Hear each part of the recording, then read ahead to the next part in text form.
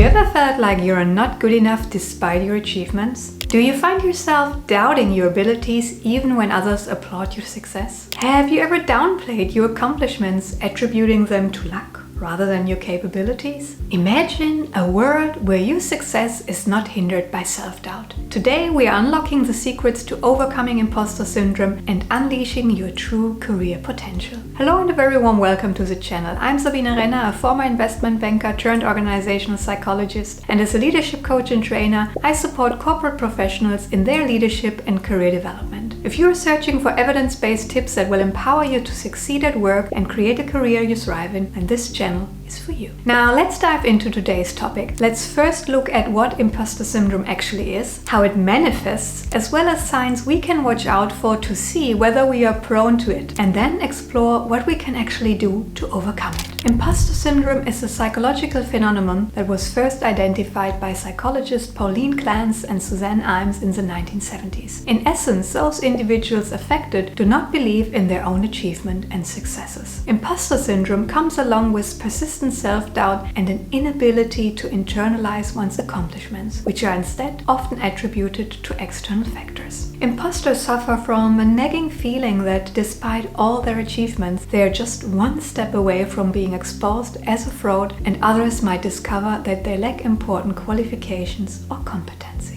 Now, what is so interesting is that imposter syndrome typically affects competent and highly skillful people. This then means that their self-doubts are not triggered by a real lack of competencies, but instead by their failed self-perception that casts a shadow over their achievements and capabilities, and that can actually sabotage their path to success in so many ways. Here are some examples. Imposters might tend to overwork and over-prepare, or on the contrary, they might tend to initially procrastinate on important tasks and projects and then have to catch up later in an oftentimes unnecessary stressful way. They might hold back by sharing their ideas or stepping up for more challenging opportunities and assignments, causing a lot of stress, potentially even burnout, and missed career opportunities. Don't let this happen to you. Now that we have a grasp of what imposter syndrome is and what it could potentially cost us, it's time to uncover 5 distinct types, as categorized by Dr. Valerie Young based on her research. As we will see, imposter syndrome can manifest in many different ways. As we explore them, I invite you to follow along and to check the reflective questions shared that will allow you to assess whether you might be prone to imposter syndrome, and if so, which of the types resonates the most with your personal experience. This will then later on be extremely helpful as we also look into different strategies to tackle the imposter within. Let's get started with type number 1, the perfectionist. Meet Pete, who in this example embodies the perfectionist archetype. Peter dedicates himself to getting every detail 100% right, consistently delivering at a level beyond the norm, which, as you can imagine, is highly appreciated by those around him. For Peter, perfection is not just a goal, it's a shield, a means of self-protection against the looming threat of exposure, which, however, comes at the cost of potentially burning out along the way. Here are 2 questions to help you determine if you align with the perfectionist archetype. Have you received feedback or been told that you tend to micromanage, paying a high level of attention to every detail? Do you find yourself believing that your work must attain perfection at all cost, even if it means sacrificing time or other aspects of your well-being? Type 2, the expert. Meet Emma, who believes that all necessary credentials and degrees must be acquired before even contemplating jumping on a new aspirational career opportunity, and that in-depth experience and knowledge are needed to start working on a new task. The expert is really at risk of missing out on a lot of career opportunities available to those who show more of a learner's or growth mindset, who would be willing to get started with much less preparation. And again, here are 2 questions for you. Do you find yourself continuously pursuing additional certificates or degrees to validate your expertise? When someone refers to you as an expert, do you feel a sense of discomfort or unease? Type 3 is a superhero. If you find yourself working longer hours than your colleagues, willingly taking on extra tasks and frequently clocking in overtime, you might resonate with Sebastian, the superhero archetype. This imposter type thrives in showcasing their exceptional ability to handle an extensive workload. Sebastian, the superhero imposter, is driven by an intense intense desire to prove his capabilities succeed in any role, or to put it otherwise, avoid the shame of falling short. To find out whether this type applies to you, ask yourself, do you find yourself willingly taking on work late at night or even during holidays or scheduled times off, going above and beyond to showcase your dedication? Are you inclined to work on future projects continuously, striving to get ahead and avoiding downtime at all costs?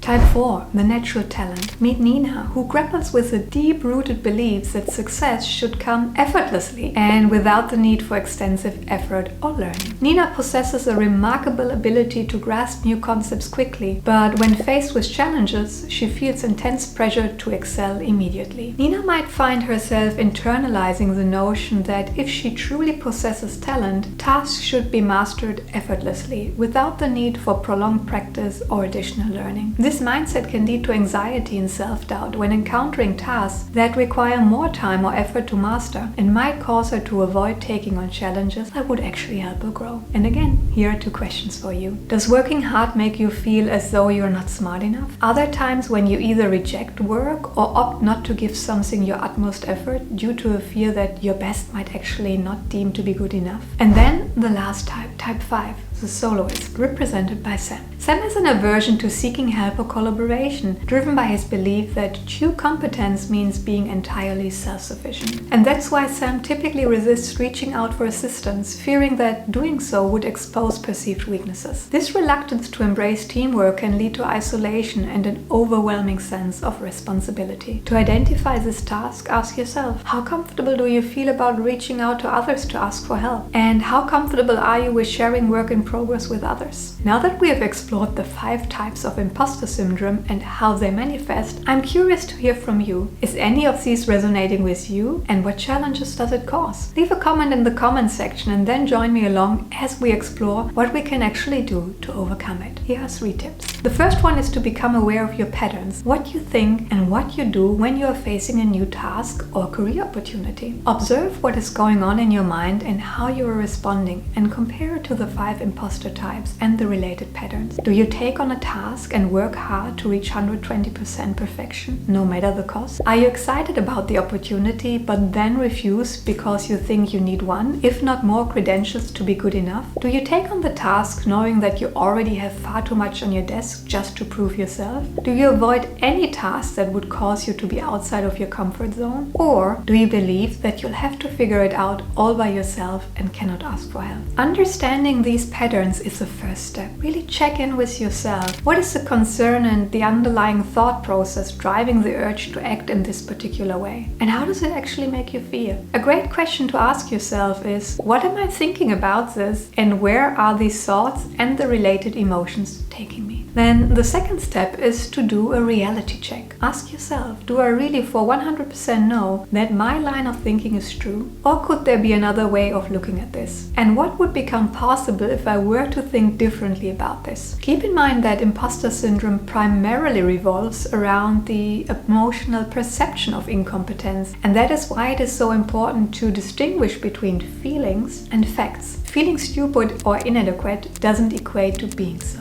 A great way to bring in some perspective is to keep an inventory that shows past successes, accomplishments, certificates, and positive feedback that you received, and to link these references to the task or opportunity at hand. And then the third and final tip is to develop a response plan. Depending on the patterns at play, think about a strategy that you can apply once you notice the imposter syndrome is kicking in. Here are some ideas. As a perfectionist, before you jump on a task, you could ask for a brief conversation with the person assigning the task to confirm the expectations. And if you are the one assigning it to yourself, ask yourself, what standard am I shooting for? And when is enough enough? Here it is super helpful to understand the needle movers so that you can focus on these instead of polishing every tiny little thing nobody will focus on anyway. As an expert, take inventory of everything that you have accomplished already, the know-how, strengths and capabilities that you have, and then ask yourself whether you can find a way way of getting things done relying on these. As a superhero, keep an inventory of everything that is currently already on your desk with a realistic estimate of how long these tasks and projects will take. And if something else then pops up, double check. Can you really take care of this without adding substantial extra hours? Or is there the need to renegotiate priorities? As a soloist, intentionally challenge yourself to seek conversations with colleagues. Ask them, for example, for suggestions and seek feedback along the way. And as a natural talent, I suggest the power of adding yet to your vocabulary. Instead of saying, I can't do this, say, I can't do this yet, but I'm willing to give it a try and I know I can learn it one step at a time. This last idea is closely linked to the strategy of intentionally focusing on developing a growth mindset. Have a look at this video in case you would like to learn more, and let me know in the comment section what strategies have helped you in overcoming imposter syndrome. I hope today's content has been of value to you. Thank you so much for watching. I look forward to seeing you in the next video.